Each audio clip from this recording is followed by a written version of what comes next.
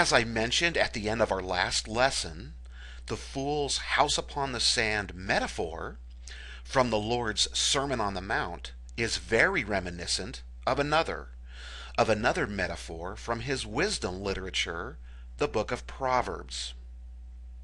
Wisdom calls aloud in the street. She raises her voice in the public squares. At the head of the noisy streets she cries out. In the gateways of the cities she makes her speech.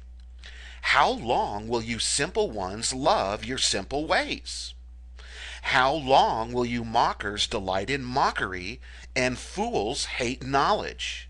If, if you had responded to my rebuke, I would have poured out my heart to you and made my thoughts known to you.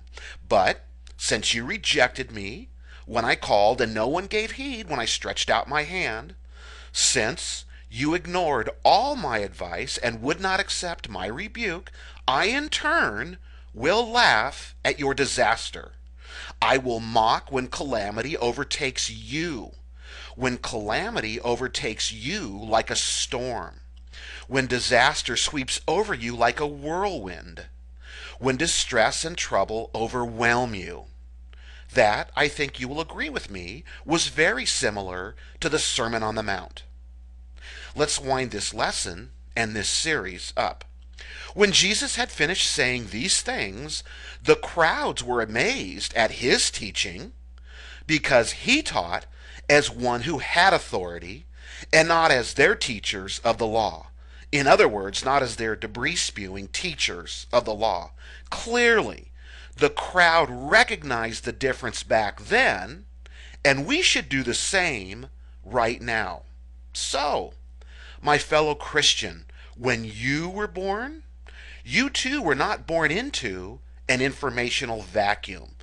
Just like Jesus, you too were born into a world littered with informational debris, clamoring and claiming to be truth. Truth about life, its meaning, and how to live it, deal with it, and cope with it.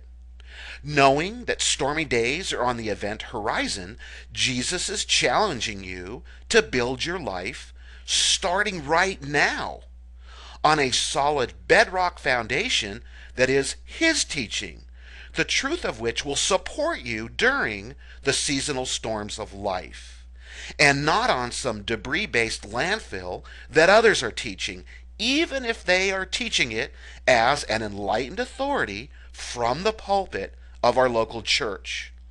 Jesus is challenging you to build your life on a rock-solid foundation of these words of mine, which in and of themselves becomes the standard for you to discern that which is genuinely his truth, the truth that he taught, from that which is the debris-based sandfill of others.